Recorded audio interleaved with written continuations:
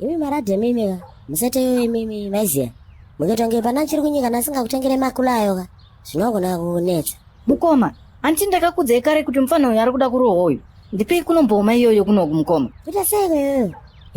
Kuita sei? Saka iwewe kutofunga kakuti tiri kutamba neiwe kaisusu panapa. Akome. Andataura na kumana kuti masikira yakaya kuradharadha meziya. Takanonoroera munamato meziya.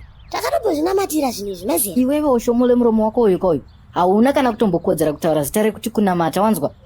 Imimi vanhu kwakatsukunyaka. Ndimi vanhu vane automatic entry dzekugehena zveimimi. Mukabva maita nzira dzekungadeka dzinodarika nekundidhe kwenyu zvinonetsa meziya. Hazvipere. Akoma imimika.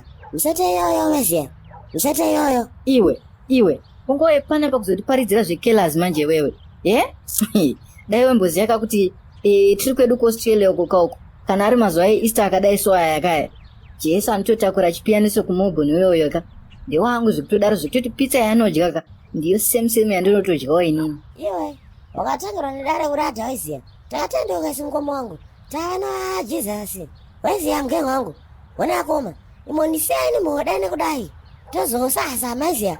Timufadaya. Namana. Handikusiye wewe. Wauya panapa uchiita noise. Noise yanga uchiita imbori yei iyoyoyo. Akoma ndokutaura kuti ndamunhu wekelazi. Vati munenge mune ngudzu. Saka tokunanganisira sei masentimu. Ndatongowa panapa maiziya. Kuti ndizokoka tibai kuEaster. Kukelazi kwedu kumaiziya. Makutotanga kuna tishuga twese tiri pasi pemahewu. Musate iyoyo imi makoma maiziya. Musate iyoyo. Kunikoka kuchechi. Kuchechi kupi kunopindwa nemunhu wekudhara.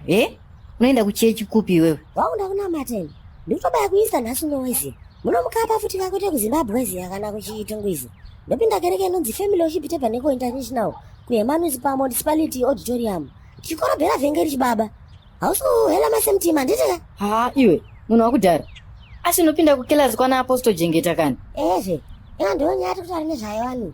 Wangu kuradha takanowana atape yaJesu. Waiziya? Nai, zvinotaurwa. Mfane wewe. Simukationa uko. Iwe, saka wati vari kuitira kupi masevhisi eEaster? Zvandataura izvozvo ndizvozvo waiziya. Unotiramba chikorobhera wani nyaya ino. Iyo. Sekuru katsukunya. Kuiwe ushumule handi mani iwe. Uchiri wakararira ipapo.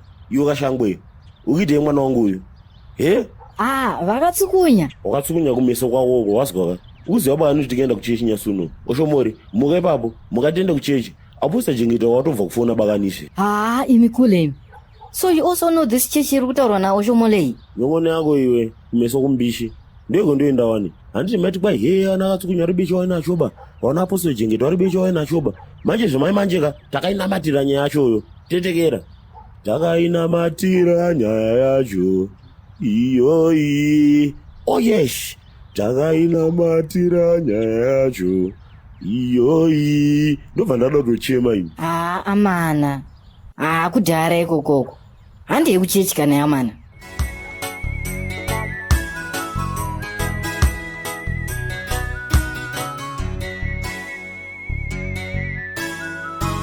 Boshkela Music.